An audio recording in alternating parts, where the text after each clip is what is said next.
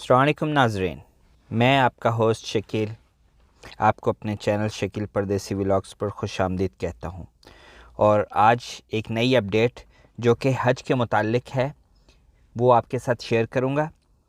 تو آپ سے گزارش ہے کہ جو میرے چینل پر نئے ہیں وہ میرے چینل کو سبسکرائب کر دیں، بیل آئیکن کو پریس کر دیں تاکہ میری ہر آنے والی نئی اپڈیٹ آپ کو سب سے پہلے مل سکے۔ وزارت صحت نے امسال اندرون ملک اور بیرون مملکت سے فریضہ حج کی ادائیگی کے لیے آنے والوں کے لیے منظور شدہ کرونا ویکسین کی شرط عائد کر دی ہے۔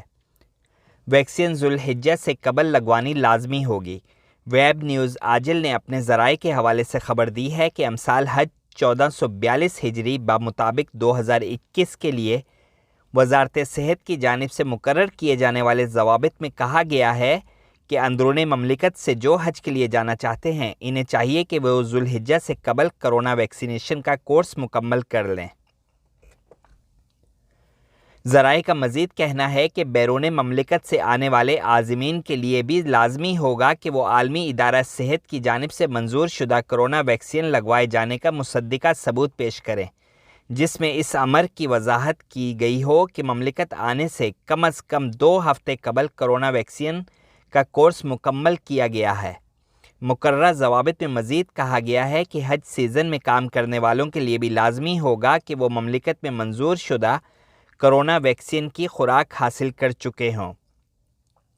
حج سیزن میں کام کرنے والے مستقل طور پر ماسک لگانے کے پابند ہوں گے۔ امسال حج کے لیے مقررہ ضوابط کے مطابق مملکت آنے سے زیادہ 72 گھنٹے قبل PCR ٹیسٹ کرانا لازمی ہوگا۔ مملکت پہنچنے والے عازمین حج کو 72 گھنٹے کے لیے قرنطینہ کیا جائے گا، جس کے بعد 48 گھنٹے کے بعد مقررہ و منظور شدہ فیلڈ سروس کی ٹیمیں عازمین کا دوبارہ کرونا ٹیسٹ کریں گی۔ ذوالحجہ سے قبل مکہ مکرمہ اور مدینہ منورہ میں 60% تک مقررہ عمر 18 سے 60 برس کی حد کے لوگوں کو ویکسین لگائی جائے گی۔ عازمین حج کو ان کی رہائش گاہوں سے مقررہ پروگرام اور احتیاطی تدابیر کے تحت نکالا جائے گا، جن میں سماجی فاصلے کا اصول اور ماسک کی پابندی لازمی ہوگی۔ عازمین حج کے لیے لازمی ہوگا کہ وہ اپنی رہائش اور قیام گاہوں میں باہمی فاصلہ 1 سے 1.5 میٹر تک رکھیں۔ ہجوم کو کنٹرول کرنے کے لیے عازمین کے مختلف گروپس مرتب کیے جائیں گے۔ ہر گروپ 100 افراد سے زیادہ کا نہیں ہوگا۔